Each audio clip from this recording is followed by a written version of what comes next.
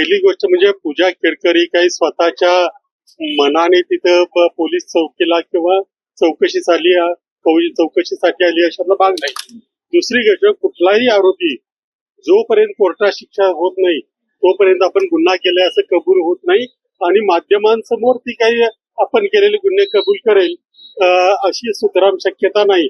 त्याबद्दल तिचं जे काही म्हणणं असेल ते असेल. परंतु ईपीएस सारख्या संस्थेने या मॅडमना सेवेतून बडतर्फ केलं, जास्तीत जास्त अटेम्प्ट केले, त्यामुळे त्यांच्यावर गुन्हा दाखल केला. एवढीच गोष्ट याच्यामध्ये पुरेशी आहे. याच्यामध्ये आणखी एक गोष्ट लक्षात घेण्यासारखी, जर पूजा केळकरवर केलेले आरोप खोटे निघाले किंवा त्याला जर खरं मांडलं गेलं किंवा ते आरोप नाहीत असं जर मांडलं गेलं तर देशामध्ये हाहाकार माजेल. कुणी काही सर्टिफिकेट गोळा करेल, काही अर्थ लावेल आणि मग ओबीसीचं आणि इतर जे आरक्षण आहे त्याच्यावर अतिक्रमण करत राहील. त्यामुळे आता ठीक आहे, आता तिने तेच म्हणायचं आहे ते तिने म्हटलेलं आहे, परंतु यापुढे ती सुटेल असं मला वाटत नाही. कारण केलेले गुन्हे हे अत्यंत गंभीर स्वरूपाचे आहेत. म्हणजे वडिलांचं उत्पन्न लपवणं, फॅमिलीचं उत्पन्न लपवणं, खोटं आधार कार्ड देणं, खोटं सर्टिफिकेट देणं, खोटं जातीचे दाखले मिळवणं, खोटं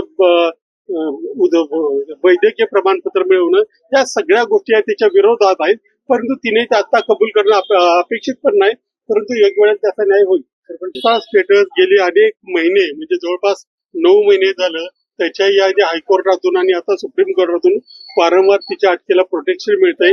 आताही तिच्या अटकेला 21 मे पर्यंत प्रोटेक्शन आहे आणि आज तिला हजर राहायला सांगितलंय. आज आणि ज्या वेळेला पोलीस बोलवतील त्या वेळेला तिने हजर राहायचंय.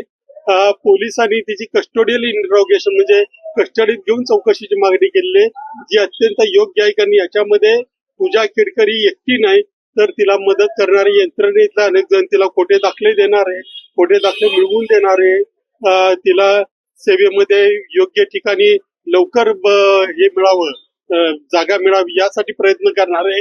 शिवाय तिने ज्या गाड्या वापरल्या, जे काही इथल्या कलेक्टरवर आरोप केले, त्या सगळ्या गोष्टी त्याच्यातल्या विरोधात जातात. परंतु सध्या मात्र तिने तेच म्हणणं अपेक्षित होतं, त्याप्रमाणे ती बोललेली आहे.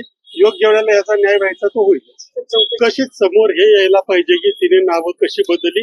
आज तिने जे म्हटलेलं आहे की नावं काय कुणीही बदललं, आईचं नाव समोर लावणं हा कायदा आला त्याच्यामुळे गोष्ट वेगळी आहे.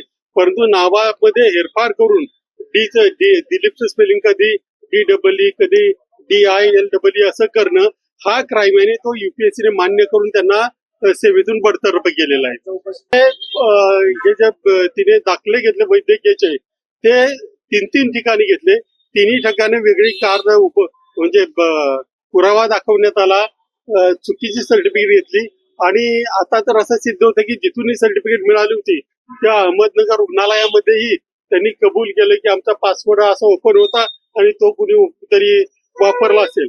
परंतु अजूनही ज्या वेगानं चौकशी व्हायला पाहिजे होती, ज्या पद्धतीने राज्य शासनाने याच्यात दखल घ्यायला पाहिजे होती ती घेतलेली नाही असं मात्र दुर्दैवाने म्हणावं लागेल.